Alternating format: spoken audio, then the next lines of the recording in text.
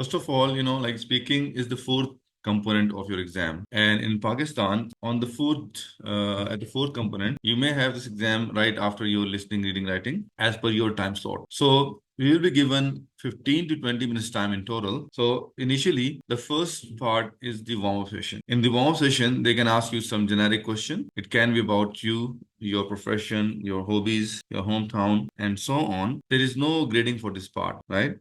Just to give you comfort for the exam, number one. Number second thing is you can easily understand the accent of the person with whom you are gonna take this exam. So this is the only purpose that we can have for the warm-up session. The first thing is your warm-up. There is no grading for this part, right? You just have to see and understand that the warm-up session will help you to be comfortable with the scenario. However, we still recommend you to have the professional answer rather than having unprofessional answer. For example, sometime they can ask you that why you want to go to UK, and we have noticed that you can say candidates have replied that my family is living there.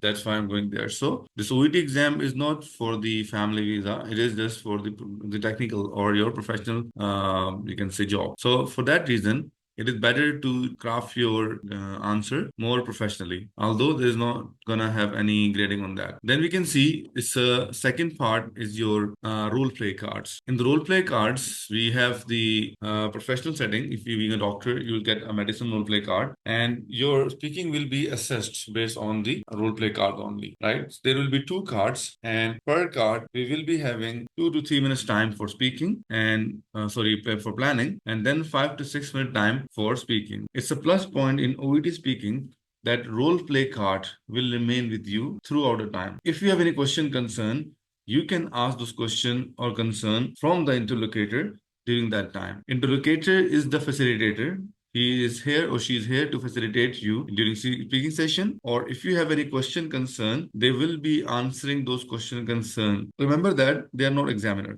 They cannot grade you. They cannot judge you. And even they are not trained to grade or judge you. So 2 to 3 minutes time preparation, and then we have 5 to 6 minute time for counseling. You can see this is just exam day, a generic overview to the exam day. We have two role play cards. Let's say in this part, the interlocutor will demonstrate the real-time patient, and the candidate has to conduct his professional role, such as doctor will perform a doctor role and nurses will perform a nurse's role. What you will expect on the exam day. First of all, there will be ID check, right? Okay. And then when you enter in the examination hall or room, let's say, or the speaking room, you will be having a warm session as we discussed already. Then we will be given role play cards one by one. And first 3 minutes is for preparation. And then we have 5 to 6 minute time for counseling per card. So it is important for you to understand the scenario and basically to complete the card in time. However, you should remain the patient focused. So what are the components of the role play card? We'll discuss them as well, and we will show you as well. First of all, you can see the setting part. Setting means if you are in the emergency department, or if you are in the ward, or if you are in the rehabilitation where you are sitting at the moment, this is the setting part. Setting is important for you to decide how to start the card, right? Then we have a background information. Here you can see this part is your background information. In the card, we have the background information. Now, background information is that information that doctor already know about the patient. It's the patient's file. You have the information or the history written in the file. Now, this is the information that you already know, right? And then we have the number of tasks. It is your job, being a doctor or a nurse or a pharmacist or a physiotherapist or a pulmonologist, whatever your profession will be as per the exam. It is your job to complete the task in time. However, like again, with the question that you should remain the patient focus, right? Not the card focus, nor the, like the doctor focus or the nurse focus. It is important for you to understand one common or frequently asked question. Most of the candidates start the conversation by asking the name of the interlocutor in the 5 to 6 minute time of the speaking. It is not recommended for you to do in this. It is better for you to understand that you can discuss the name of the patient while you are preparing the card, right?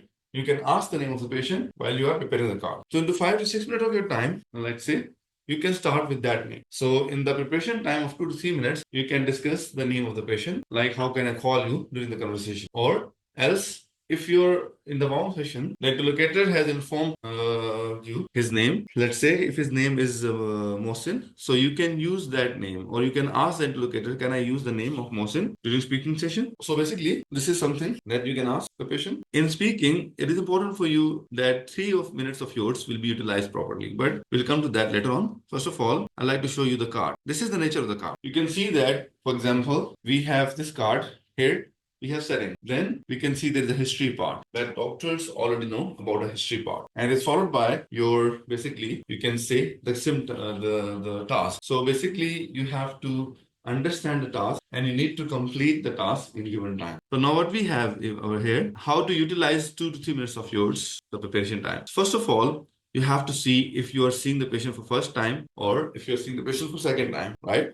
Accordingly, we must design our start. And if you have any socio-economic details written in the card, if there is any patient concern, if you can see the mood of the patient written in the history part, if he's angry or if he's in hurry, is uncooperative, depressed, intoxicated, or what, right? So what you have to do while completing the role play card, it is something to inquire, like say from the patient. So inquiry is something important. You have to explain the patient. You have to provide advice to the patient. You have to educate, assure, persuade, justify, and so on. This is something in a layman approach you have to do in OET speaking part. Now, understanding of the marking criteria. We'll try to discuss this marking criteria in detail today, and we will learn how to effectively communicate this marking criteria, right? So basically, the first thing is the you can say clinical communication skill. In regard to the clinical communication skills, the first thing is your personal relationship building skills, right? In personal relationship building skills, it is your job, being a healthcare practitioner, to start the card accordingly. And it is your job to start the card. How to start the card, it is important, right? If you are seeing the patient for first time, your start of the card will be entirely different versus if you'll be seeing the patient for second time. Number one. Number second thing is being attentive. Attentiveness means, first of all, your active listening. What I mean by that, let's say if the patient has given you some information, you need not to interrupt. First thing, listen to the patient carefully without interruption. It is also in the active listening, number one. Number second thing will be it's your recapitulation skill. Whatever the patient has informed you, you have to recapitulate, right? So there are two things in the attentiveness. First is not to interrupt the patient, number one. And number second thing is to recapitulate what you heard. And then third is the non-judgmental skill. What we understand from the non-judgmental skill is, first of all, do not give your judgment or answer without understanding the patient concern. For the sake of example, if the patient is asking you to write it down any medication, and in your card, if it's written that you are not supposed to give this information, for example, if the patient is asking you to write a sleeping pill, and as your card, it's written directly that you have not to prescribe the sleeping pill. So, any volunteer, can we do this as a demo so that I can explain it to you? I would like any doctor here to just do a demo with me, where you have to ask me to take, I will ask you to give me the sleeping pill, and you have to refuse me. And it should be non-judgmental refusal, right? So I'd like to explain it to you by demonstrating that how can it be done. So anyone, please, if you are willing to do this, just short demo. Sure. May I?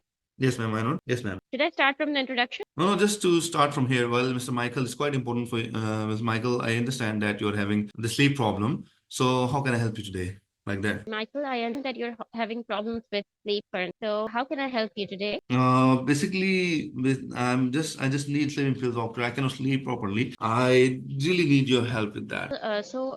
May I know your concerns about it, and why do you have problems with sleep? Is there any stress going on currently with you, or anything wrong with you? Yeah, actually, I cannot sleep, doctor, just because of the stress and anxiety, and I am totally, lost, doctor. For that reason, I would appreciate if you can write me a sleeping pills. Sure, but is it okay if I ask you a few more questions?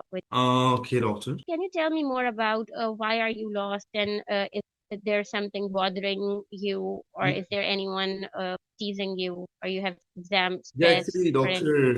doctor, I have multiple failures in my life now, and I'm filled up with anxiety and stress, And coupled with that, my wife is having like Alzheimer's disease, and I have to take her to the doctor's appointment, doctor. So it's quite difficult for me to manage. The work-life balance is totally out. For that reason, I'm insisting you to give me the same bill. Really sorry hear about this. It's stressing for you all the time. But have you ever tried going for some some psychotherapies, like going to a psychotherapist? Okay. Thank you very much. So this is the best demonstration, by the way, that you have done while being non-judgmental. If the candidate, Dr. Maria, has done in this way, well, Michael, I understand that, but I would like you not to take the same pills because it's not good for your health. Then it would be a judgmental approach. Why? Because she would not explore anything about my lifestyle and all this thing. In that case, the patient, the doctor, or the candidate will be marked as a judgmental. So it's a very good approach, Dr. Maria. I appreciate that. Since you asked about the patient concern, the patient ongoing thing, so it is important to understand that it's a non-judgmental approach. Otherwise, if she would have just refused me to prescribe the same pills without understanding my concern, it would be judgmental approach. I hope it's clear to all of you by this demonstration. All the candidates, please confirm. If it's clear to you that what is non-judgmental approach, all the candidates, please confirm. If it's clear to you, Dr. Nadia, Dr. Gayoom, okay. And what about the rest of the candidates, please? Dr. Fakra? Yes, sir, clear. Okay. Okay. So now we have the next thing, that is empathy. Empathy is something that can be done along with some other criteria. So being in the patient's shoes, right? It's a combination of expression and the tone. So in OET, by the way, you are not being judged with the expression. So only thing that you will be having over here is the tone. So you need to bring the element of empathy in your tone. So it's the combination of, you can say, statements of empathy, for example, and statement of, you can say, your, sympathy, right? So this is something that you have to understand in the personal relationship building skills, that there are 4 things that will be tested. Is how to start a conversation, being attentive. Let's say we discussed that how can you be attentive by not interrupting the patient, number 1. And number second thing is by recapitulating. These are 2 things that will make you more, attentive in the session, and you'll get a full marks for attentiveness. In a non-judgmental approach that we have given in the demonstration, that without understanding the patient concern, if you'll give the judgment, you will be considered as a judgmental person. And empathy is to be in the patient's shoes, and it should not be a fake or false empathy. You have to demonstrate your empathy skill right at the moment of requirement, like where it is required. Then we can show the empathy, right? And the last, this is something combination of your tone, most importantly, and the expression, but expression will not be judged. Then we have the next part, that is your patient perspective. In regard to patient perspective, the first thing that is important for you to understand, always to explore the patient ideas or concern. Whenever you are having a conversation with the patient and you will be in a tough call, then you have to step back by exploring the patient concern. Okay, is it clear to you? So basically, you can see that we have the exploring the patient concern is important, right? Whenever you are in a close tie with the patient and you are in the argument with the patient, you are in a bullfight with the patient. So never be in a bullfight. It's not necessary that bullfight mean that head on. You can say contrasts that you can have with the patient. For example, the same scenario, if I was asking about the sleeping pills, about a medical certificate, about anything, and if the Dr. Maria would have gone in that way, no, it's not important for you to take the sleeping pill. I would like you to go for some alternative. And if I would ask again that doctor, now give me the sleeping pills, and if she will go for the same approach, no, I would not like you to. So it's a kind of head-on approach. It's a kind of effect that being judgmental. Your second part of the criteria, that is exploration of the patient concern, that why he want to take the sleeping pills, what is ongoing in his life, where that's make him to think of the same pill. This is called as exploration of the patient ideas or concern, where it's appropriate, right? Now we have the second thing in the patient perspective part. It's called as Q pick. Q is something that can be seen from the eyes, and it's written in the history part of the card. For example, this is called as Q pick in here, that he's playing happily on the floor, right? This is Q. Whenever you are in the conversation and the patient would tell you in this card that I believe that he's dehydrated. So you have to see that he's playing in front of you. You can say, I can see that he's playing in front of you. It's kind of Q. As an example, saying similarly, if the patient is here with conjunctivitis, so you can see from your eyes, the patient has red eyes. You have to pick it up early in the start of your card. It's called as picking up patient. Second example, if the patient is not walking properly, he's having pain in the right leg and he's not walking properly. So you can pick up the cue in the start of your conversation. What happened to you? I can see that you're not walking properly. Is everything all right? This is called as picking up patient. And it is important for you to pick up the patient cue. This is important for you to pick up the patient cue where it is required. In case if there was a cue in the card and you have not picked it up, you will be penalized with a false start. The patient has pain in his leg and he's walking inappropriately, and it's written in the history part of the card. If the patient is anxious, if the patient is having red eyes, whatever, if it is the scenario that has been written in the history part of the card, and you have not picked it up appropriately, and you started the card differently or formally, that we used to start different cards, you will be penalized with this mistake of not paying up the patient queue. And at time, if it's in the start of the card, you will be penalized with the false start. The last part in the patient perspective is your design your consultation with reference to patient response. What does this mean? If the patient is angry versus happy versus like talkative versus non-talkative. Accordingly, you need to customize your speaking. If the patient is elderly versus young, so the energy of the tone would be different for both of the patient. In case of the circumstances, that is basically guiding you to design your consultation. That is a separate thing. But if you have the same card, like a normal scenario, the patient is elderly versus patient is young. For the same scenario, we may have a different energy or the tone and the respect element, right? Now, the second thing in this part is if you are on the point number 2 and you are about to move on point number 3, and patient would jump onto the point number 5. It is your job to be on the point number 5 rather than on point number 3, because we have to design our consultation with reference to patient. We have noticed this thing. Sometimes candidates do this thing, okay, I'll come to your point later on, but let me explain it to you. It's not appropriate way if the patient asks you something about anything related to disease that is point number 5 in your card, and you are right now on the point number 2. So first, to address the patient concern, even it's gonna break the coherence of your speech and the flow of your idea. It's better to address the patient concern in speaking first. So until now, we have discussed about 2 important marking criteria, because the speaking week rest is the classes we have to practice the card. So first thing is the personal relationship building skills. That is how to start the card, being attentive, non-judgmental, empathy. And second thing is the ideas or concern or the cue need to be picked and designing your consultation with reference to patient response. This is the third thing. Then we have information gathering skills. That is one of the most important part of your speaking and one of the most important part of your clinical communication skills. Because, like the start of the card is also important. Your patient perspective is quite important. However, information gathering skills contains the majority of the question that you may ask in the conversation, specifically if you are conducting a session with the patient for first time. So inquiry is important part of your speaking. If you are seeing the patient for first time, you have to start the conversation mostly with the open-ended question. Now, what are the open-ended questions? Open-ended questions are those questions where you have to push the speaker to speak at length. For example, how can I help you? This is an example of open-ended question. What bring you here? This is an example of open-ended question. What seems to the problem? Again, another example of open-ended question. Or you can just use this statement as a narrative. I just have seen your file. I understand that you are having difficulty in sleeping. Can you tell me in your own words about your problem? This is also an open-ended question, and this is more appreciated than the first 2 questions. I am not saying that you should not ask this question. I'm just telling you this is more appreciated since you already know some information related to the patient. So we can start the card according to this statement. After your reading part, you can use the statement. I just have seen your file. I understand that you are having blah blah problem, but I would like you to explain your own words, right? This is just an example that you can use for the open-ended question. And while in the inquiry part, try not to interrupt the patient if he is giving you something. Okay.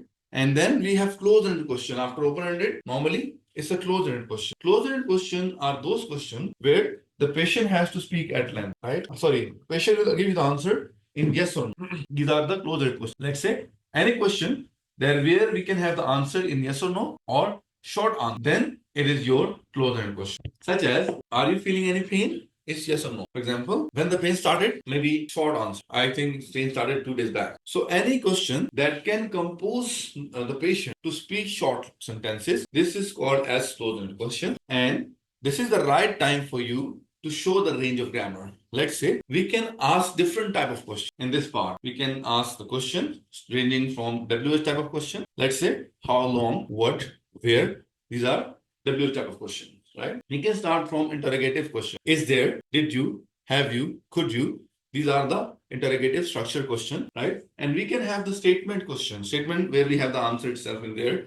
Are you feeling pain? Let's say this is interrogative but structure fiction. So I believe that you are having pain for the last 2 days, right? This is also a type of question that is called as statement-based question, right? So we need to show the grammatical range in this part while going for the inquiry, right? Beside the closed-ended question that you must ask related to the symptom, and sometimes we have noticed the closed-ended question should be specific in nature rather than generic in nature. What I mean by that, if you're asking for a symptom, so what kind of symptom you're having? This is the generic in nature question. Patient might not know about the symptom, maybe, let's say. So you can ask a like specific question. Are you feeling any pain in your abdomen? And how about the feeling of like wind problem? These are specific questions. If the patient is here with any abdominal problem, so if we can ask the question like, "Oh, can you tell me about the symptom?" This is generic in nature question. Although the patient might tell you that I am having pain in the right side of abdomen, and sometimes it's quite embarrassing that I have wind problem. So it is important for you while asking closed-ended question, ask those questions one by one, right? And while asking closed-ended question, you must not go for the compounding. Compounding means one question at a time. Like it should not be in this way. Are you having pain and is there any history of nausea and vomiting? This is called as compounding question. Do not go for the compounding. One question at a time. Due to the time pressure, sometimes candidates can go for the compounding of the question. So it is not appreciated that you have to compound the question while asking. So again, for the closed-ended question, they would not like to appreciate your knowledge, but your clinical communication skills. So you can ask only 2 to 3 questions in closed-ended question. Sometimes we have noticed the candidates start to asking a lot of questions that showcase their knowledge toward the disease, but they are not testing their knowledge. They test your skills to recapitulate what has been written in the card into your own language. And importantly, that we should not go for the compounding question. We have to summarize and encourage the patient. And if there's any vague scenario, vague question that the candidate has asked from you, you have to clarify it clearly. The last part of your clinical communication skills will be information providing skills. In regard to the information providing skills, it is quite important for you, being a healthcare practitioner, whatever the scenario is, you have to understand what the patient know about, even if it's a disease or diagnosis. Like you are going to diagnose diabetes, let's say. You are going to establish any medical procedure, or you're going to have any investigation on the patient. You can ask the patient what is his or her understanding about this, right? It is important for you. Before, let's say if you are going to conduct the EEG, like, or if you're going to conduct the ECG, for example, you need to ask the patient, do you have any idea about like what this electrocardiogram is or what does this mean? Then you have to explain it to the patient. And similarly, before you can explain the diagnosis to the patient, try to explain in layman language. Try not to use the medical term. Before, you can need to see what the patient understanding is. And sequencing is one of the most important information while providing. Sequencing has 2 things. First thing is the sequence of the card. It is your job, being a doctor or a nurse or a physician or a pharmacist, that you must maintain the sequence of the card until unless if the patient break the sequence, right? So sequence of the card should be maintained. Number one thing, the sequence. Number second thing is the use of the cohesive devices that can help you to sequence the information with natural pause, such as first of all, secondly, furthermore, moreover. These are the sequencers, right? You have to sequence your information according to the point, right? You have to sequence information according. So basically, establish what the patient knows. It's important. Sequence the interview. Number second thing. Organize the information using cohesive device, right? Organization of the information using cohesive devices, as I just mentioned, firstly, secondly, thirdly, fourthly, and so on. This is the organization of the information, right? And then we have to see and understand the sign posters. What are the sign posters? Sign posters are basically the transitions. It is important for you to understand the sign posters. For example, if you explain something to the patient, let's say, Mr. Michael, I have explained you about diabetes mellitus. So before I can explain it to you, if you want to ask me any question related to diabetes mellitus, please feel free to ask me, right? If you have any question related to diabetes mellitus, please feel free to ask me. This is the first thing that you have to ask, okay? This is the first thing that you have to ask from the patient. The second thing is your basically, go for the next part. That is your leading statement. If I have explained you about diabetes mellitus, if you don't have any question, I like to move on to the treatment part. Can I? This is important part in regard to your speaking skills, right? This is important part in regard to your speaking skills, right? So by the way, the sign posters are important. Sign posters are important. Okay. So last is to encourage the patient for you can say to participate. So before we can move on, and you can say before we can move on toward the next part, if you have any question related to that, please feel free to ask me. Good morning, sir. Good I morning, have a sir. question. Yes, sir. Sir, can you explain what is meaning by using cohesive devices? Yes, sir. Basically, cohesive devices is, let's say, that can connect the parts from each other. Let's say, firstly, secondly, thirdly, fourthly. Moreover, furthermore, in addition to that, therefore, consequently, despite, inspired, these all are cohesive devices, right? Is it clear? Okay. Yeah. Thank you, sir. And you need to know like how to use them. It's important. Their use and appropriate use should be done. Not only that, their use and appropriate use should be done. Okay. So we can see the next part of the criteria is your linguistic skills, right? I will come to that as well. Yeah, I'd like to explain it to you. This is the explanation of your clinical communication skills.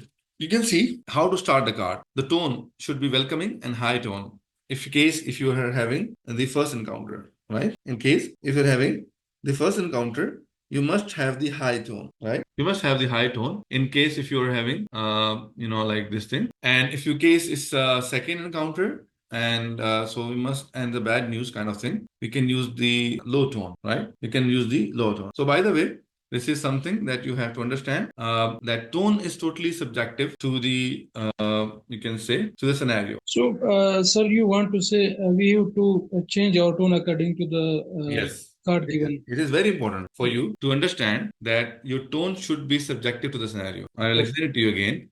If you are seeing the patient for first time or second time, and if the things are normal, or if we have a good news in case of second encounter, we must have high tone. Hello, Mr. Michael, how you have been? I believe today you're here to collect your blood test report, right? If the news is good. Or versus, hello, Mr. Michael, how you have been? I understand today you're here to collect your blood test report, right? With the depriving tone. Okay. So this tone is a subjective criteria that totally depend upon the scenario. Is it clear to you, Dr. Maria now? Or any other candidate if you have any question until now? Sir, no question. Okay. No, sir. Okay.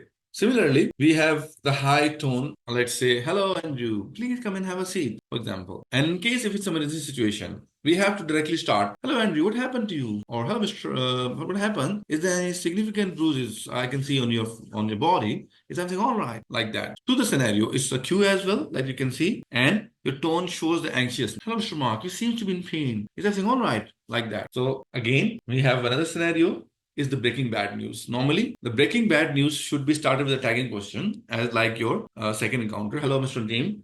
If I'm not wrong, you are here to collect your camera test report.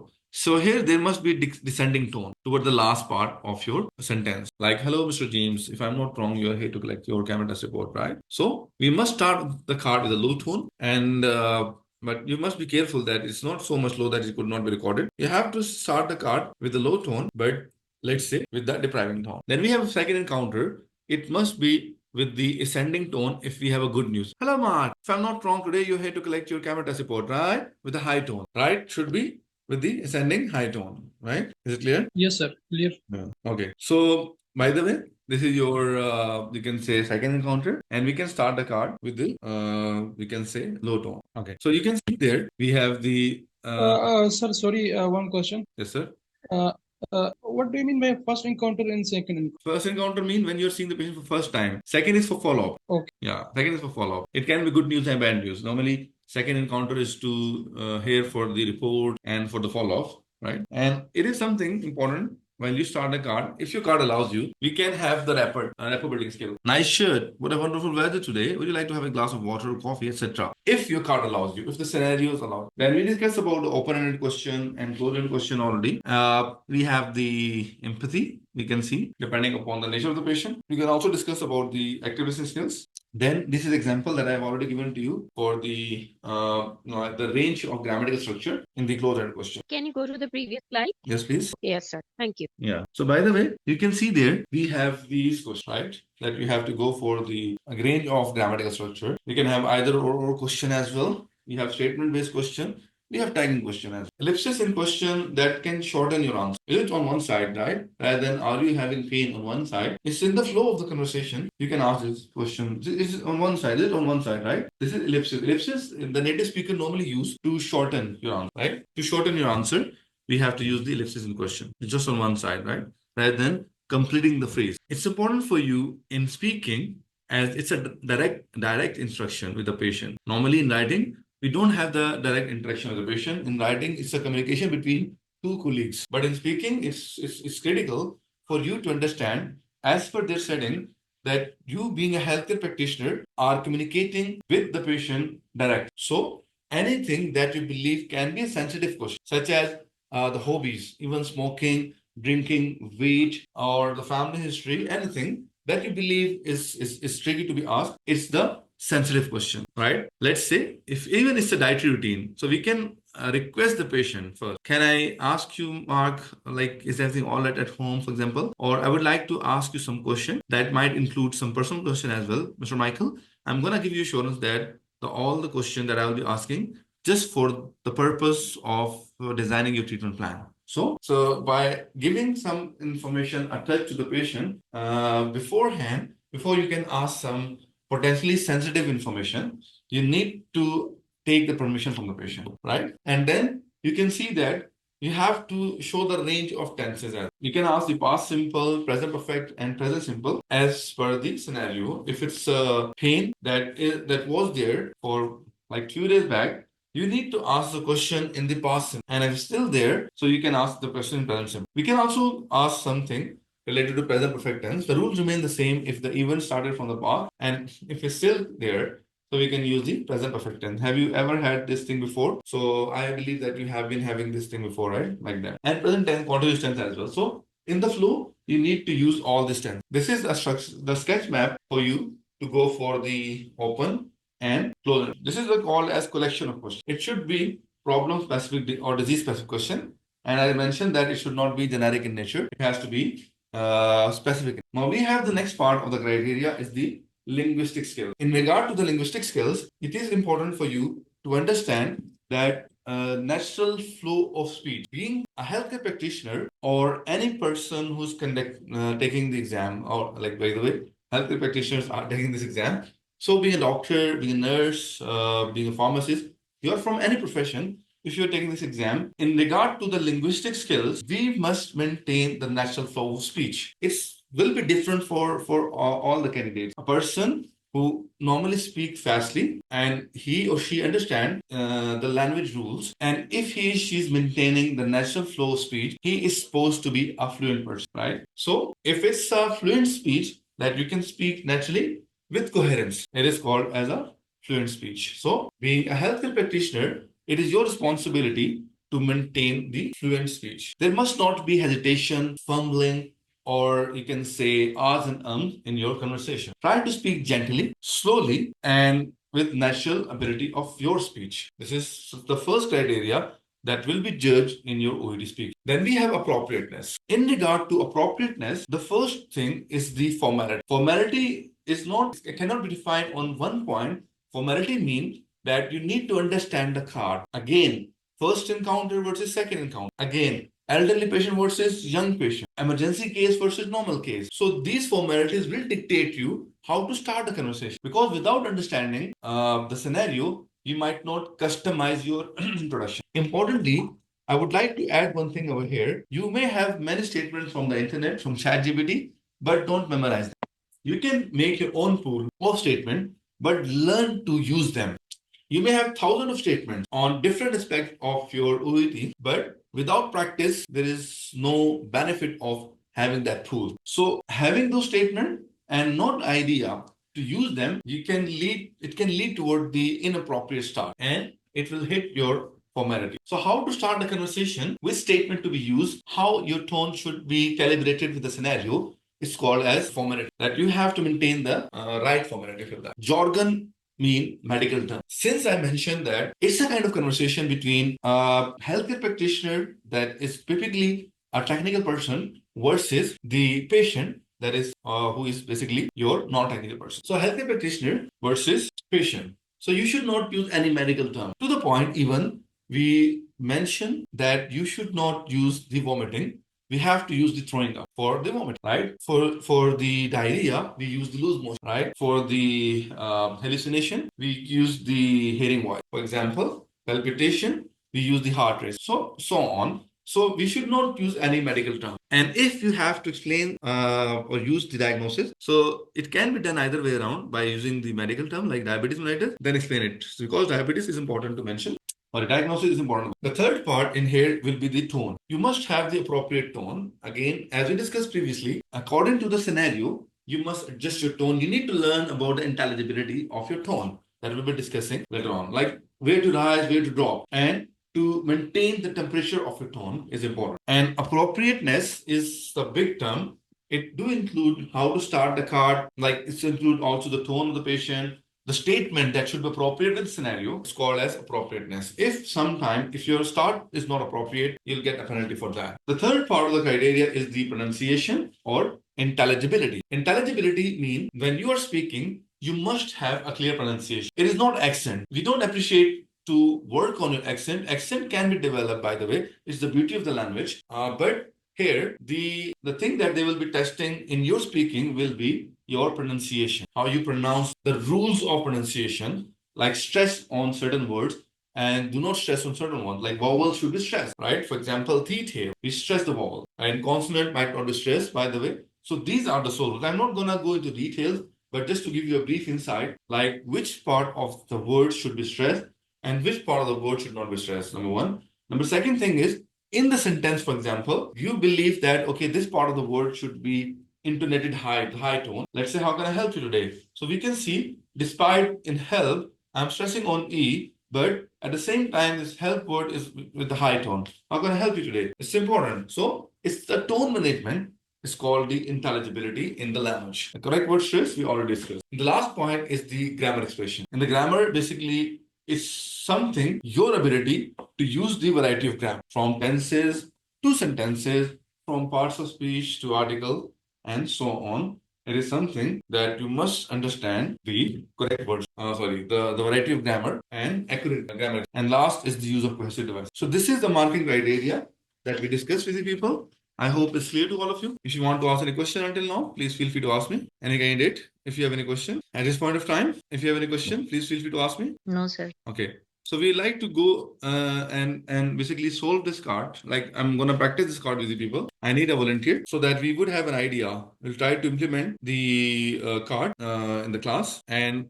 then we'll give you the feedback. Please, if you can read the card. Any candidate who would like to speaking with me? Sir, अभी तो prep नहीं किया. Sir, may I? Yes, please. May I start? Yes, please. Hello, I'm Dr. Maria, one of the doctors in the GP practice today. So may I know more about what brings you here today? Yes, doctor. Actually, I'm concerned about my son. He's just 10 months, and I'm afraid that he's dehydrated. Doctor, please, if you can help me out. Tell me more about what exactly happened to the baby. Basically, I'm not sure, like, but he's throwing up whatever he's eating. For how long is he having? Basically, it's been 24 hours. Did he have anything? Did he eat anything unusual? I'm not sure, but he's throwing up. He's crying while passing urine. Yeah, this is unusual thing. Is he experiencing any other symptoms like diarrhea, like loose stools? Yes, Or he's also having loose motion. He's like I think 8 to 10 times. any fever along with that? I'm not sure. Maybe. I'm not sure, doctor. So we are suspecting your baby to have a diagnosis of gastroenteritis. Have you ever heard about this before? No. It's a bowel infection in which the baby's tummy gets it, and the baby may end up throwing, crying because of tummy ache and having loose stools. This condition is quite treatable, and the symptoms may get better with sometimes with good oral fluid intake. So you make sure that you give frequent breastfeeds to your baby. And does he?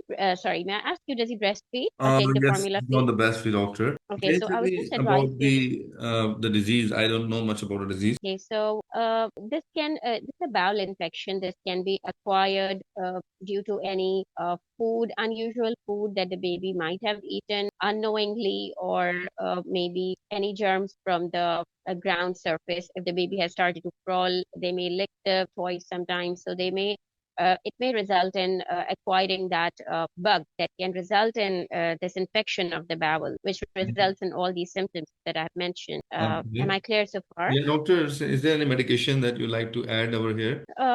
Currently, the baby is, since the baby is passing urine regularly and he's happily playing, so it seems that the water stores are not yet affected in the body. And so for now, we would just advise you to give him frequent feed. However, watch the baby carefully at home. If you feel that his eyes are becoming prominent, and you feel that his skin is becoming dry and his tongue is dry, so you may bring the child here, and in that case, and the condition is not getting better, then we would like to add some more medications, like some antibiotics that will help in treating the infection. But for now, am I clear so far? Yeah. Okay, but for But now, doctor, what about you the food? Like, what I have to give basically? give baby more. The baby may not like to eat food initially, and he may refuse to take food. So you just give him a more of breastfeed, a breast milk, and also you can make him some very thin porridge and all homemade food. And Okay. is there anything else that you would like to know? No, thank you, doctor. Thank you. Thank you. Okay, I appreciate that. I appreciate, first of all, that you nominated yourself as a volunteer to be done in front of the class, and then we can give you the feedback on that. I hope that you won't mind the feedback right now that we'll be giving in Yes, front of sure. the No. class. Okay. So first of all, this is something that can be started in different ways. Let's say it can be started in this way. Hello, Miss or Mr. Michael. If I'm not wrong, you must be father of Michael, right? Like that. It's the first statement can be started in this way. And then toward the Q. You seems to be a bit worried. Is everything all right? So these two statements can be used to start the conversation after your introduction. Hello, my name is Dr. Khalid. I'm one of the doctor in this sub-general practice. If I'm not wrong, you must be father of Michael. You seems to be a bit worried. Is everything all right? So, by the way, this is something that is you have to start the conversation because you are talking to a caterer, and secondly, the patient was worried. This is the first thing that is important for you, how to start the card. Secondly, by asking the close-ended question. But before that, I mentioned that, yeah, I'm quite concerned that about my son. He is throwing up whatever he's eating. So you have to show him, oh, sorry to hear about your son. I know that it must be devastating for you being a parent to see your son in this condition. But let me show you that right now you are in our general practice, so we'll guide you step by step about the disease first to know, and secondly, the treatment. So I like to understand the problem so that we can establish what the problem is. Can I? Then we can ask a question. And there must be specific in nature question. You ask about like vomiting, you ask about diarrhea, but you need to ask further question like how many episodes of throwing up he has had. How about the loose motion? Do not use the word diarrhea. That's a medical term. How about the loose motion episode? And then this was also asked by you about the urine and the temperature. That is fine. Then you need to ask the patient, what do you think? Exploring the patient knowledge, what it could be, or why the patient is having this symptom. Then he mentioned about the problem that he is dehydrated, by the way. You have to explain the patient as the child is playing happily on the floor and he has been passing urine quite regularly, rather than mentioning about the sunk eyes and all this thing, because that is from your knowledge, but from the card, we have that he's passing urine, he's playing happily. You have to explain it in layman language. Then explanation of the diagnosis gastroenteritis in the layman language. Well, basically, what happened inside your stomach or bowel, there is a you can say infection that causes all this problem, and your symptoms, as you mentioned, are typically of the symptom of gastroenteritis, right? So have I made myself clear? Take the clarity. And do you want to ask any question about the gastroenteritis? Or if you don't have any question, I'd like to move on toward the treatment plan. Here the patient asks you about the medicine. Then you need to tell the patient, Mr. Michael, I totally respect your concern about your son, but let me show you that the treatment would be to just hydrate him with some of the, you can say, saline solution. Other than that, there is nothing that we can recommend you to give your patient at this point of time. And last point about the food intake, it is the breastfeeding, not the things that you have mentioned. You can say that, as I discussed with you, that basically your you can say son who is on the breastfeed, so he may initially refuse. However, you have to continue this breastfeed. Okay, is it clear? So, any question that you want to ask? No. Okay. So this is something that you can see that we have to do speaking in this way. So tomorrow we'll just practice the cards in class. By the way, this is just a script, right? How to start a card, showing empathy, open and close-ended question, cue pick. You can say explain the diagnosis in layman language, and then using the sign posters. And last to take the clarity, assurance, again signpost, and to summarize and give him brochure. So this is just a script. So this was the first class of our speaking. We tried to explain Can it. you go to previous slide? Sure, ma'am. Okay. So this is the first class of our speaking, by the way. We tried to explain it to you about an overview of the speaking, that what we have in the speaking, followed by the detailed explanation of the marking criteria. And then last point was the practice as a sample response with just a brief overview, not a detailed feedback. And then a script of the card. I hope that it is understandable for you now, like how the speaking will work. And if you still have any question, concern, please feel free to ask me. If you still have any question, concern, all right, guys. If you don't have any question, No, sir. No, sir. Thank you. thank you very much. No questions, sir. Okay, thank you very much for your time. Thank you. We'll see you again tomorrow. And tomorrow class Okay. will be totally about the